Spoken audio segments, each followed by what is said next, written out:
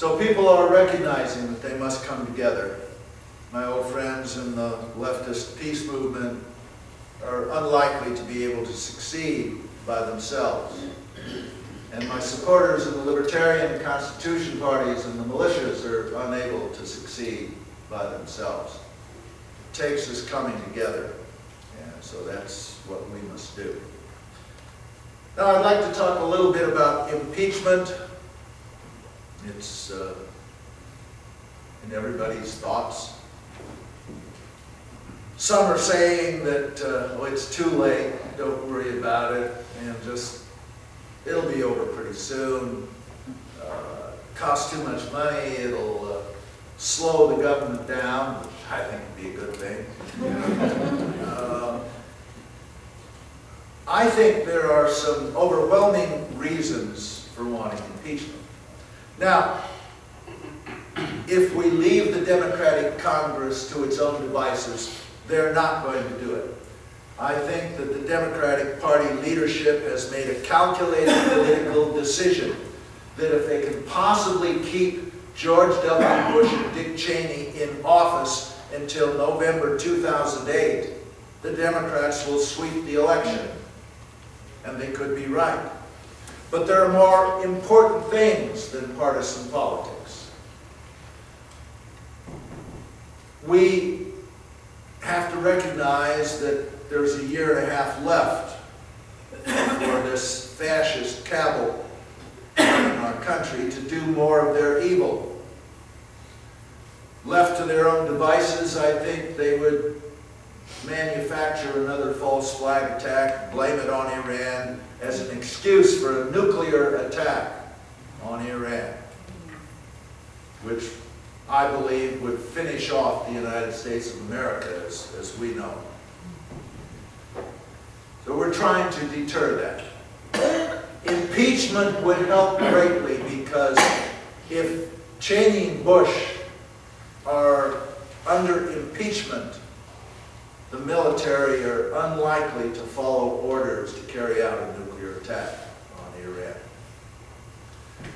Another reason why we must go forward with impeachment is to send a message to future presidents that if they become a despot and ignore the Constitution and ignore the will of the people, as this president has done, that we won't let them just ride out their term and retire to a ranch in Paraguay. We'll bring them down. Another good reason why we should pursue impeachment, whether we succeed or not, is to send a message to the people of the world that the American people, whatever our government does, the American people do not support the evil that has been done in our name.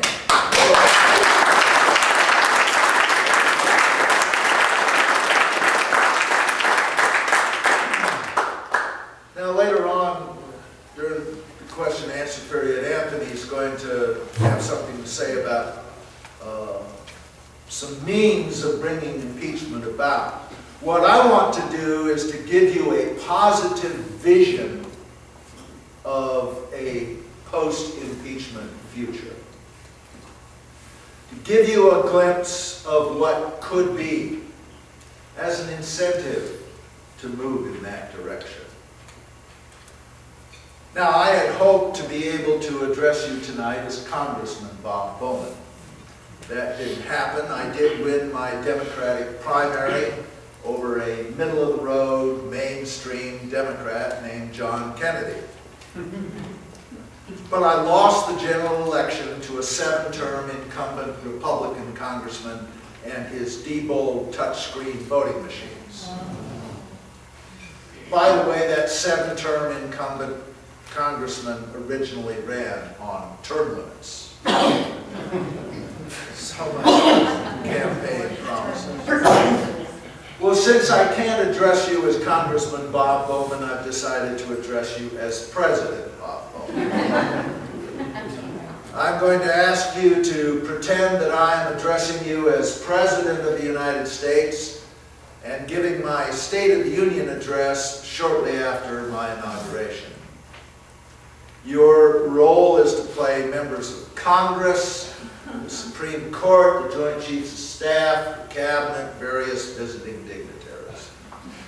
And accordingly, your task is to clap and cheer like crazy when you hear something you like, and sit on your hands when you don't.